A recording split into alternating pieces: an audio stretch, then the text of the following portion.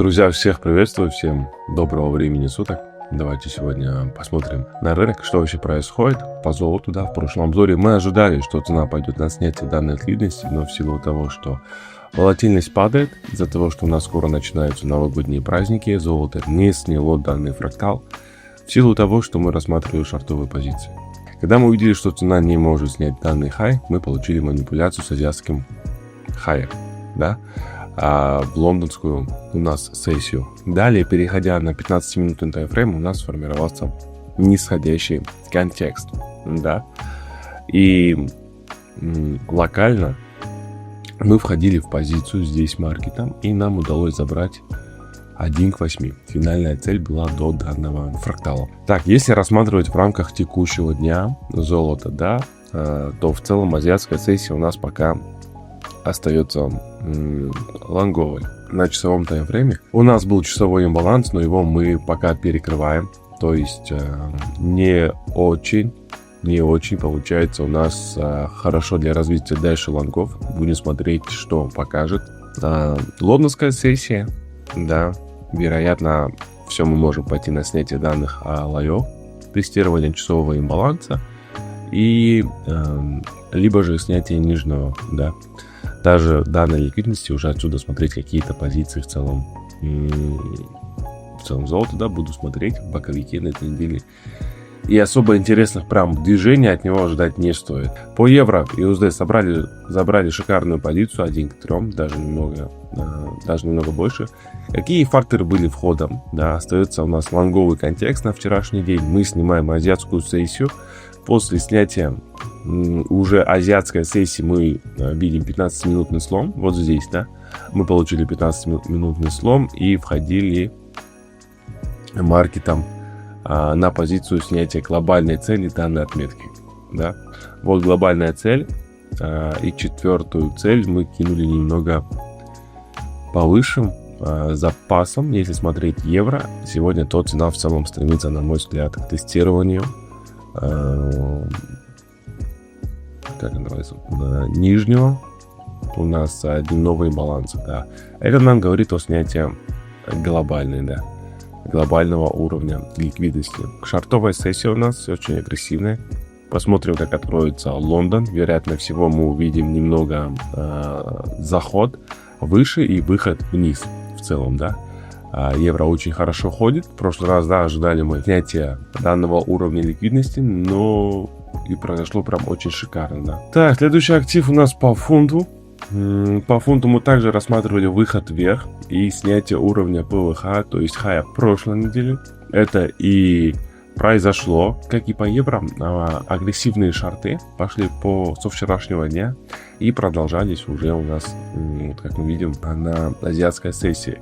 Буду ожидать какого-то движения и продолжения движения на снятие уровня ПВЛ, хай прошлой недели. Так что у нас по канадцу, локально торговать пока ничего не хочется, так как актив движется не очень понятно, но хочу отметить интересную идею, которую я заметил. Она, вероятно, будет актуальна на следующий год.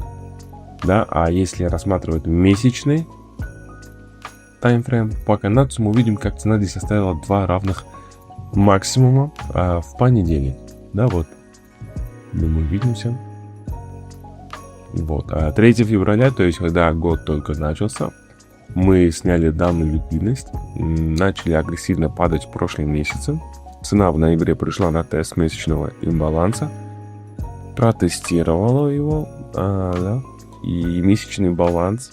И вероятнее всего мы увидим развитие движения на снятие более глобального хая, может быть уровня ликвидности. То есть у нас это похоже на боковик со снятием сверху, и стоит ожидать девиации ниже более локальной цели. Также отметил на графике, который буду ожидать. Еще недельный таймфрейм, ко всему у нас есть слом структуры в данной отметке. Есть хорошая манипуляция. И в целом, если мы получим такое движение и еще раз закрепимся под данным лоем, то это будет 100% практически движение вниз, которое мы с вами будем рассматривать уже, вероятно, либо под конец года, Но лучше все-таки позиции набирать в начале следующего года, в 26-м. Вот, друзья, ну и, конечно, хотел добавить, пока мы анализировали рынок, мы показали вот такой вот результат за прошлую неделю. Просто посмотрите, все просто в каком-то бешеном плюсе. Если вы хотите также торговать и видеть все входы и выходы в реальном времени, и торговать, и копировать сделки вместе со мной, то пишите в мой телеграм, я вам помогу. Погнали дальше, смотрим рынок. Так, а что еще? По чифу. Идем далее на швейцарский франк. По франку, как вы видите, тоже очень такое запильное, я бы сказал, какой-то запильный боковой движняк. Да, есть ликвидности сверху, есть ликвидности снизу. Локально, конечно, больше мне нравится идея шартов. Посмотрел бы реакцию от данного дневного имбаланса. Да, вероятнее мы зайдем сегодня и зайдем туда, и уже отсюда посмотрим локальное снижение на снятие равных лоев у нас. Мы перейдем на японскую иену, да, как вчера я ждал по японской иене. И не продолжение шортов после теста там ближайших интересов.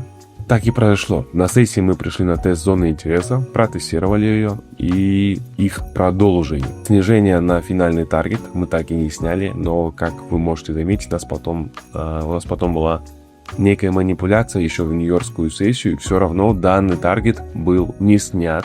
То есть, что означает, да, это вообще, что не хватило ликвидности продавцам продавить цену и будет смотреть, что дальше. Покажется на сейчас, она вернулась на коррекцию, да, дневной баланс. Будем внимательно смотреть, как она будет вообще в целом работать дневным балансом. Если здесь увидим на 4 часах закрепления по данным хаям, то, переходя на часовой таймфрейм, можно будет рассмотреть какие-то шортовые позиции. Если они покажутся, если их не покажут, то здесь можно начаться фланговое движение на снятие хаев. То есть есть ближайший баланс, начало формирования модели на лонг, и здесь можно будет уже дальше уходить. Вот позиция. Если посмотреть 4 часа, то здесь можно отрисовать для себя, чтобы было получше видно, да, в целом вообще. Да, а линию ликвидности по новостям в целом, прям каких-то громких новостей сегодня нет. Итак, друзья, это был основной анализ на сегодня. Меня часто спрашивают, где я торгую, и мой ответ не меняется, это FX Pro. И вот почему, чтобы вы понимали уровень. Во-первых, надежность компании 2006 года. Во-вторых, репутация. FX Pro официальный партнер гоночной команды Формула-1. И в-третьих, я лично проверил, как у них работает ввод и вывод средств. Всем спасибо за просмотр. Да, друзья, не болейте. Всем профитных сделок. Увидимся в следующем обзоре.